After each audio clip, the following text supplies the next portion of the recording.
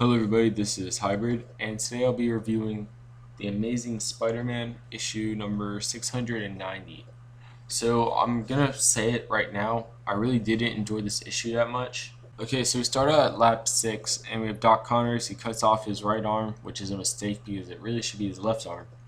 And he throws it at the lizardized version of basically one of the scientists who I can't seem to remember his name at all. Oh, sorry. His name is actually Mr. Modell. Sorry. So he's lizardized, I guess you could say, because the lizard who. All right, this is the thing. Doc Connors has his body back, but the lizard's still in control mentally.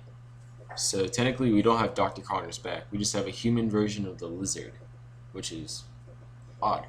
So, anyways, we have that, and then we go back to Morbius and Spider-Man. They're fighting, and then of course Madam Web has to show up and say, "Oh, there's a grave danger coming, and if you don't happen, everything will be ruined and despair, and your destiny, blah blah blah." Which to that I must say, how many things are gonna be world-ending or despair and stuff? Why can't there ever be a break? But yeah, and then we go to Shadowland with Wilson Fisk beating up a few ninjas, and we have Hobgoblin chilling. Which I must admit, I do like this Hobgoblin. He's pretty boss, I guess you could say.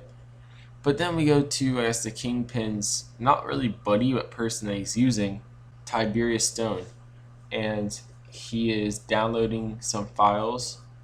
And with that being said, it's basically something that will kind of be able to block Spider-Man, Spider Sense. They're Spider Sense jammers. And great, they're listening to Call Me Maybe. And we have Dr. Connors working with another scientist. And of course, he turns her into a lizard as well. And then we have Madam Web, who's like, "You will regret it." And to that, I'm like, all right, if he's gonna regret it, tell him this like a month ago, or tell him this at a time when he's not fighting somebody. Like seriously, you have the ability to see into the future. You choose the worst times to tell the person about the future that's gonna happen in like 5 minutes. But yeah, whatever. So he defeats Morbius. Dr. Connors turns another person into a lizard, and then we go to Mr. Jackson, Uatu Jackson, who for some reason Dr. Connors keeps on thinking is Billy. And this is where I kind of really didn't like the issue that much, because they play some video games, and then security thing happens where all the lizard mutated people come out, and then I guess the not owner of Horizon, but kind of the director you could say of it, he initiates a lockdown, which makes a lot of sense.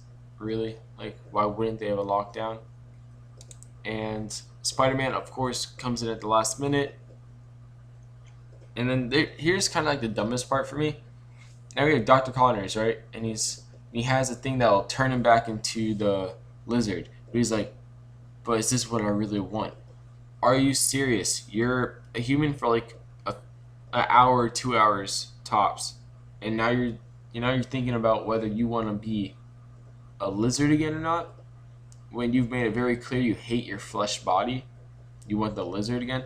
So honestly, I don't know what they're thinking. And this is probably my lowest reviewed comic I've ever done. But essentially, here goes my scores: art 3, plot 3, writing 3, characters 3, and enjoyment 6.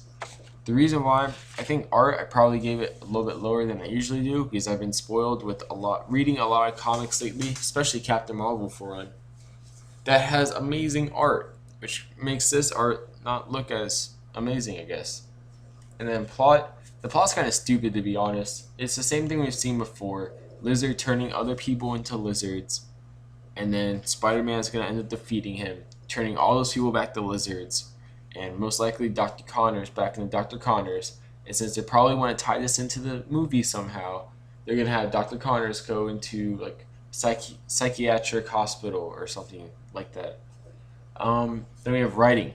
The writing wasn't that great, to be honest. Just all I really got out of the writing was, all right, Spider-Man's angry, which I guess he kind of should be. Grave threats coming, and that's another thing that bothers me about the writing. they keep on bombing all the major characters with all these great events, or not really great events, but major events, and then all these life-threatening situations.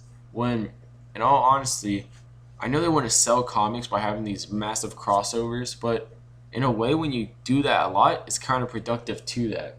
So yeah, it really took that away from me because all I got out of this writing wise was, oh, another event's gonna happen. Great. We just got out of the whole Spider Island thing. Like I still remember Spider Island pretty well. And we just got out of Ends of the Earth. So of course we need a new thing. And then also we have characters. Makes no sense. Alright, Spider Man, I guess his character kinda made sense. And Morbius not so much, especially when he was acting like a few issues ago. But then we have the Lizard. He for like the past five or not five, 3 comics that he was been in, he was just complaining about how he wants to get out of this, Dr. Connor's body and he wants to go back to his lizard body and all this other stuff. And now all of a sudden after playing a video game and he's turned a bunch of other people into lizards already and he still has control over them. He doesn't know if he wants to become the lizard now, which makes no sense whatsoever. Why wouldn't the lizard want to become the lizard? He's very vocal about the fact that he hates humans. He thinks humans are weak. He thinks human bodies are weak, etc. So that made no sense to me. And then enjoyment of the issue, I just didn't really enjoy the issue. I didn't think it added anything at all to Spider-Man.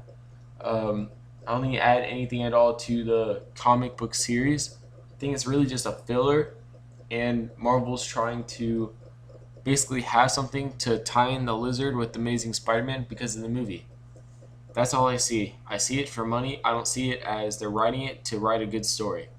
So this is Hybrid, 60% overall. I do not recommend you buy this comic. It's not that great at all. And honestly, you can spend your money on so many other comics that are actually worth the $3.99 that you're going to pay for this.